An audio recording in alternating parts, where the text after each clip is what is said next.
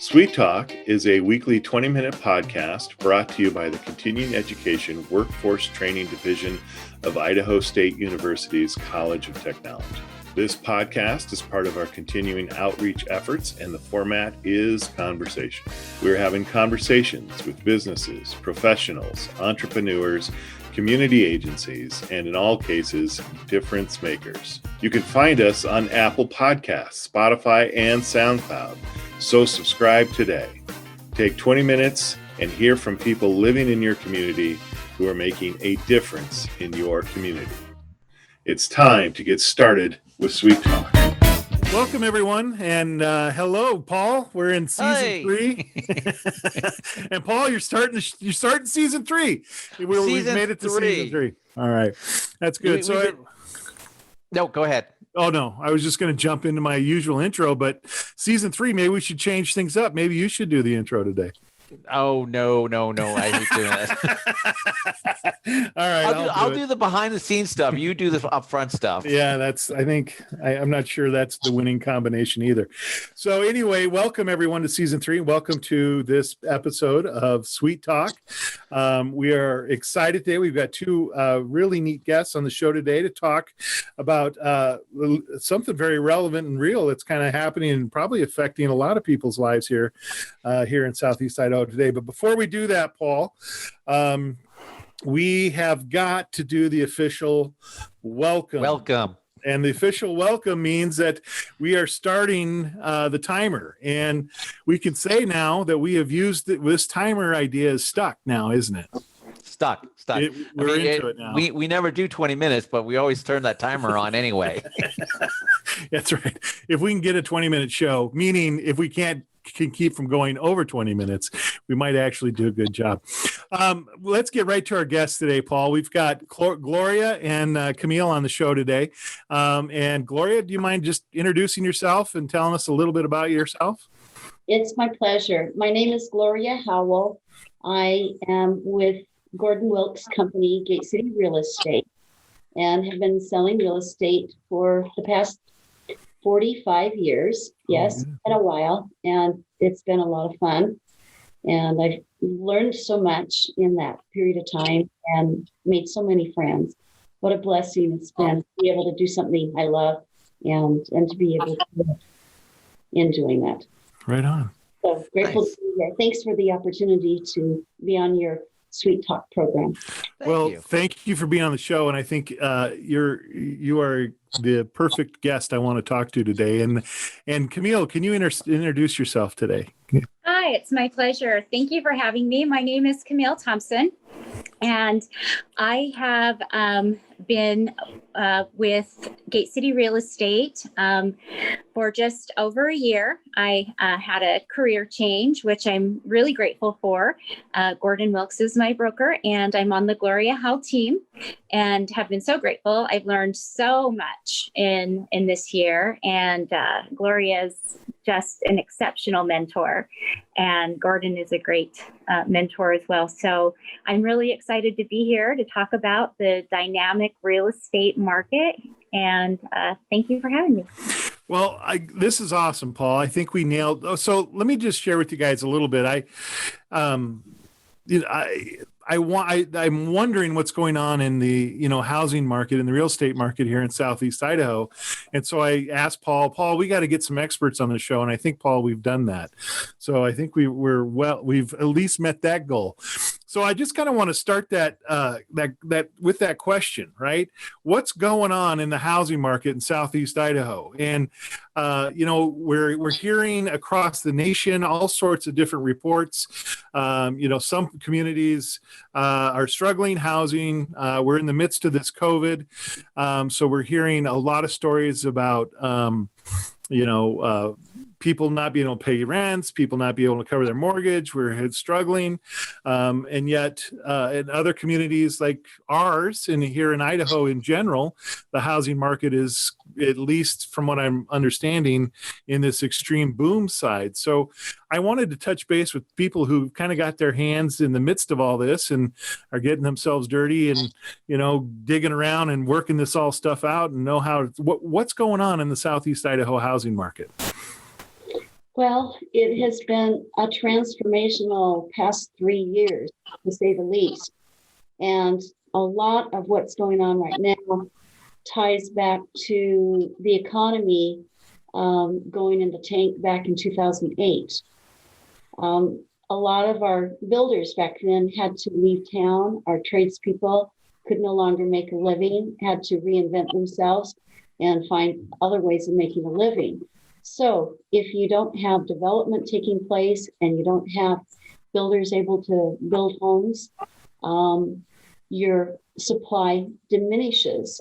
And with the COVID pandemic taking place, we've had basically the perfect storm in many parts of the country, where we've had more people coming here with the FBI coming in and their support services that they need.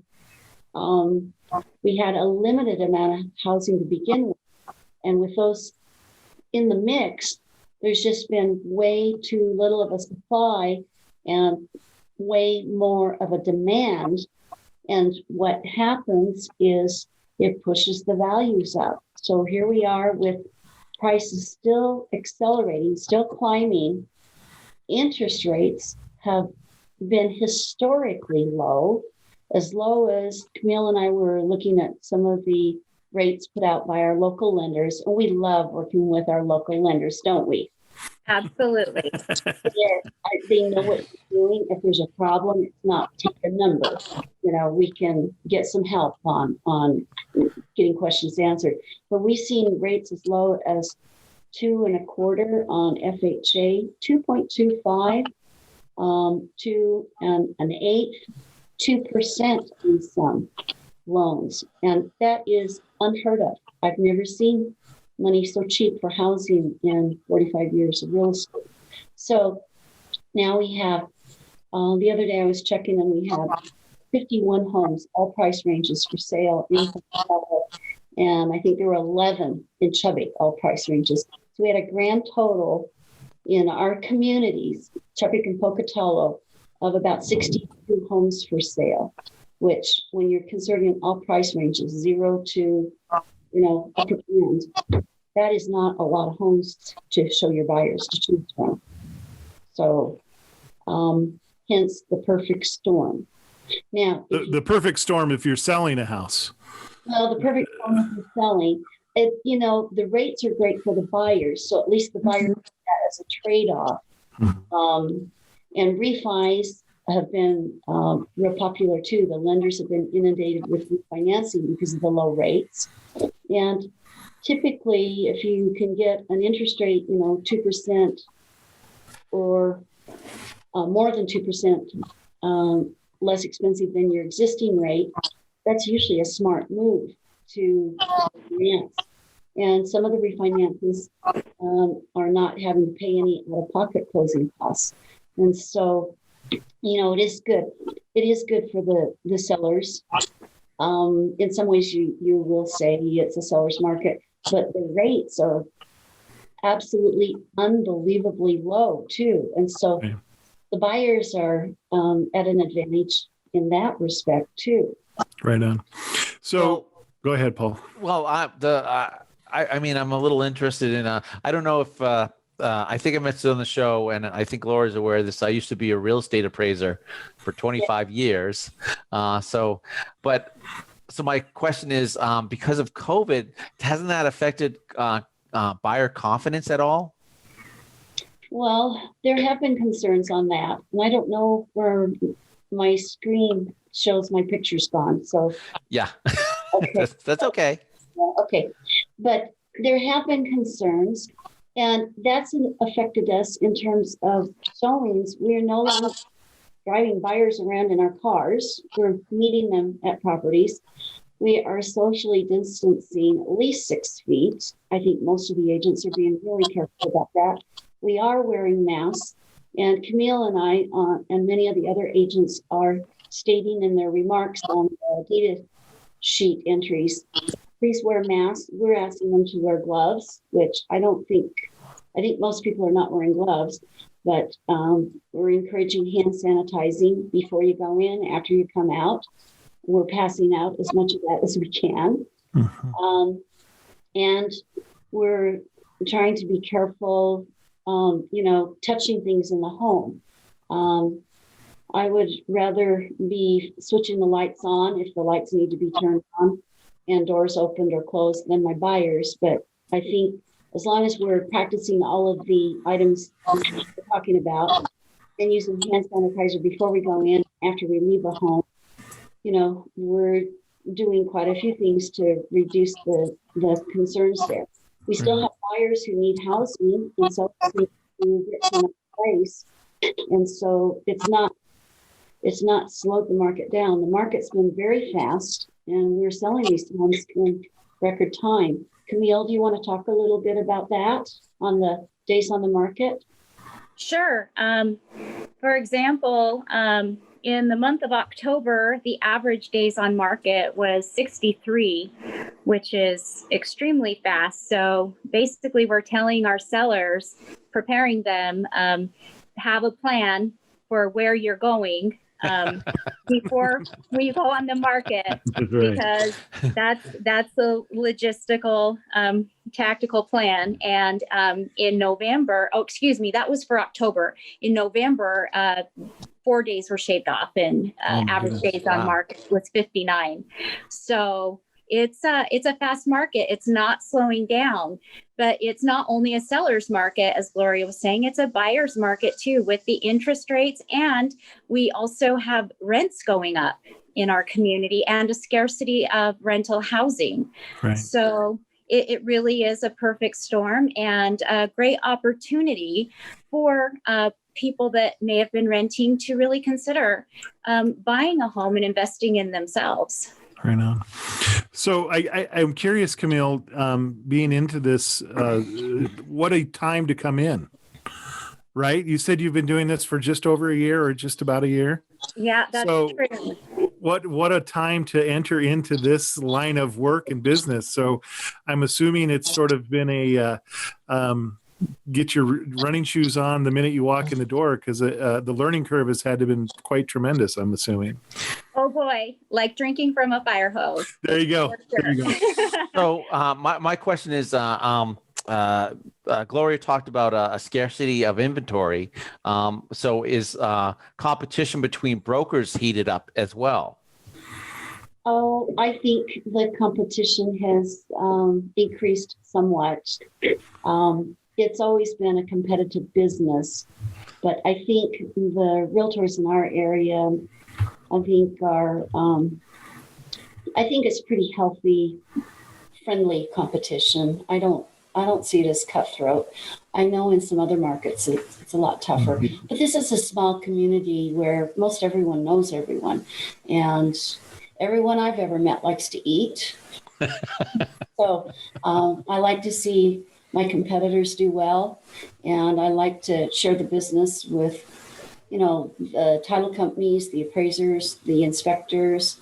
What goes around comes around, and I like to see everyone successful. But the listings have been prized listings.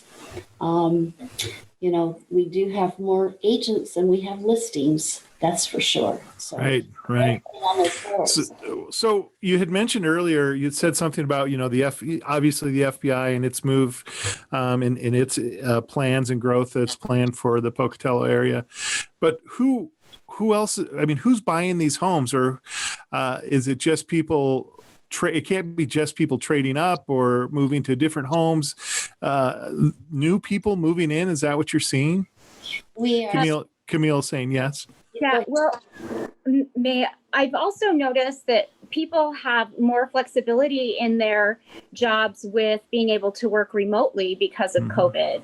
So that's afforded folks to move to our area as well. Gloria? We're just, there are move ups. There are always move ups. There are marriages, families starting, unfortunately, people passing. And so, it's dynamic. There's always movement in the market for one reason or another. But we are getting a substantial amount of people from out of state.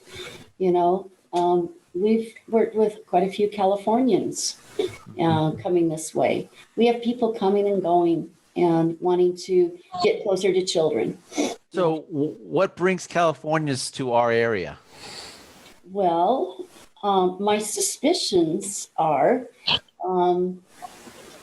I think there are some things a lot more attractive here as far as regulations, economy. I think there's more of an open an open attitude as far as trust levels. Things are not as complicated here. I think our governor has worked hard at trying to balance the economy with COVID. I don't know of anyone who has the perfect solution for this, but I think Idahoans are handling it as well as anybody. And a lot of people are coming from areas where infrastructure is getting a lot more complicated with rules, regs, people, issuing rules and edicts that you have to do this, you have to do that, and then they don't practice them themselves. That doesn't sit well with the people I know in Idaho. So the Idaho way is, I think, a real open, trusting, down to earth, you don't follow the rules, there are consequences. That's why I live in Idaho. Right. So, I think at least of us living here in Southeast Idaho, we've heard or have been aware of this, a boom on the western side of our state, right? That this influx of people moving to Idaho was great, first and foremost, most significantly felt on that side of the state. Are we seeing now? I was just looking this morning, just trying to get an idea, in preparation for this podcast. It still seems like the hottest areas, according to the lists that I read, of housing markets are on the western side of the state. So is that what's kind of happening too? Is that, people are, as they're coming out west or from wherever, moving to that first metropolitan area in Idaho, now is it beginning to branch out from there too and start moving its way across the state, this wave of people moving to the state? I think we're seeing some more of that, but there's always been some of that going on. The people I've met who are coming here from out of state want a little more space. Mm-hmm. People in Boise seem to want a little more of the big city benefits. Okay. I'm sorry. You would agree? I would. The folks that I've worked with have been looking for that rural setting, usually have young families. I like the recreation, the proximity to Yellowstone, skiing. Sure. All the different places.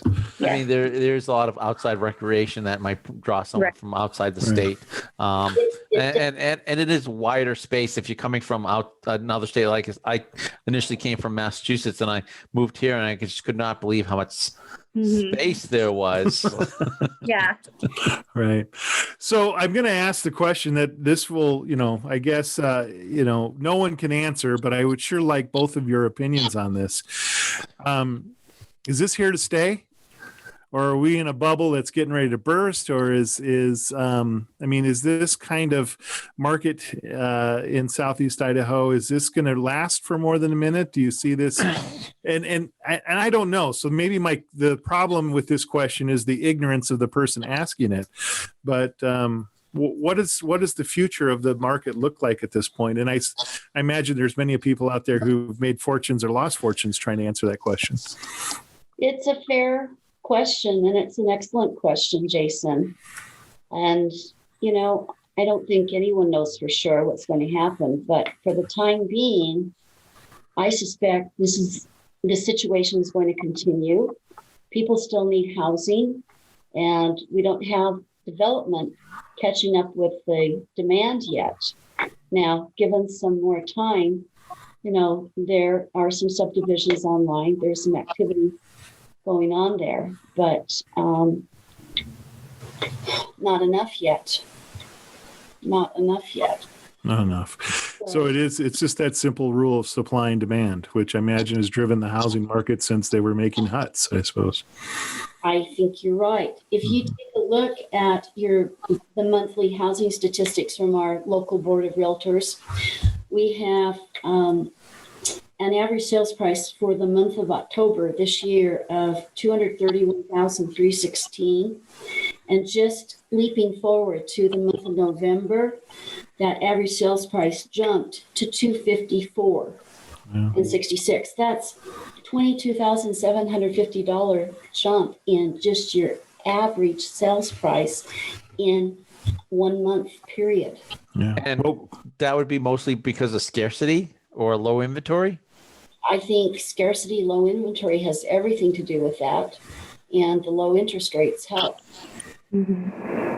So do you think that there might be a slowdown if those interest rate rise, or are they, is there some wiggle room there, coming up? I mean, I know that the Fed has said over the last 6 months, I think that, they've been thinking about increasing that rate, but they haven't done that. No, not yet. And who knows what's going to happen on that? I think that's the $54 question. I think things are still very fragile, especially with the pandemic. And I would hope that any change on what the Fed does is down the road, that we have a little more time, because people are still suffering from this. Yeah. Well, and I think there's an economic impact that we have yet to fully feel, at least here in Southeast Idaho, as a result of the pandemic, too. And that's just me. I don't mean to be dooming it. Guess what that is, Paul? So that's how quickly 20 minutes goes. So, anyway, but I think that's I just one of the concerns that I'm having just on a personal level is for those families that are experiencing those increases in rents, and the non-property owners, those kind of jumps in real estate and rental markets aren't easily absorbed typically by those families that can only afford to rent. So I'm hoping that I just hope that there's some things or I guess that's a bigger question, right? That's on a city planning question, statewide question. Well, I know from personal experience, just FYI, Gloria sold me my house last year. Right on. Yeah, and I do know that the interest rate was so low, even though the price it was a decent price, but higher than it had been in previous years for the type of house.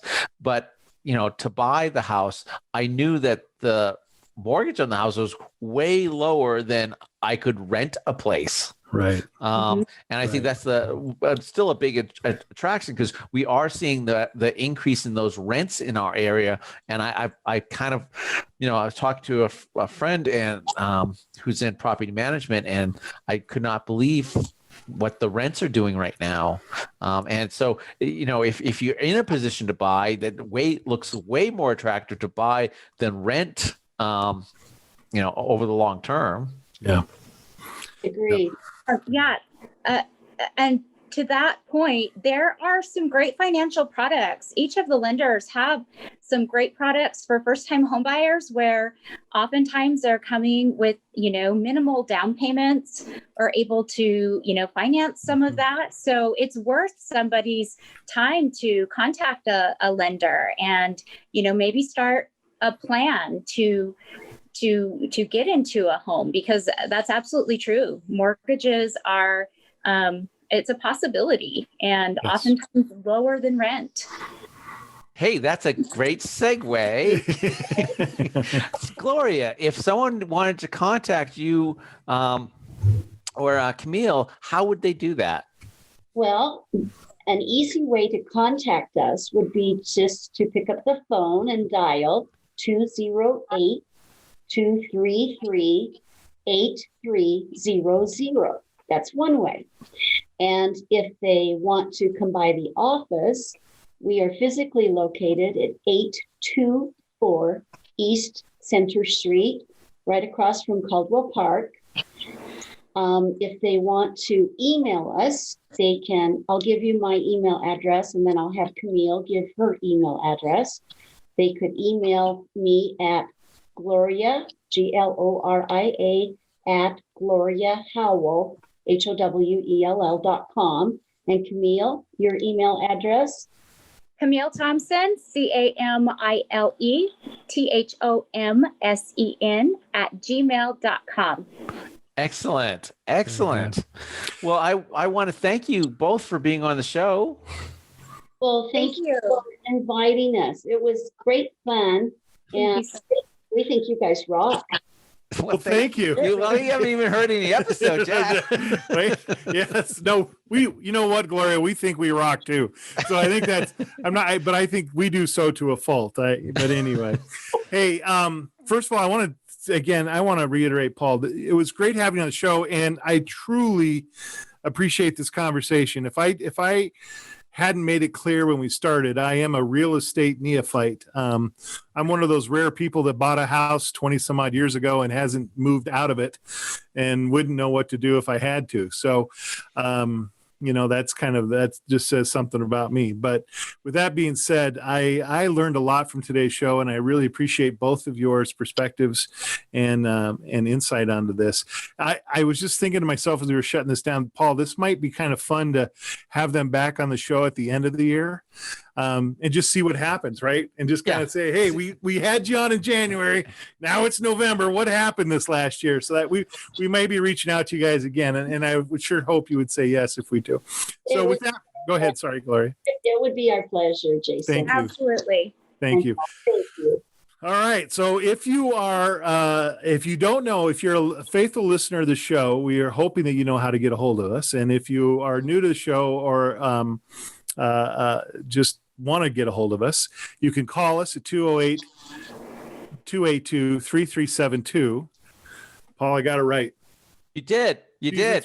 I got 3 years. I got every episode. Right. He gets that wrong. I got it right. Yes, and I didn't even have to write it down. I'm getting so good at this.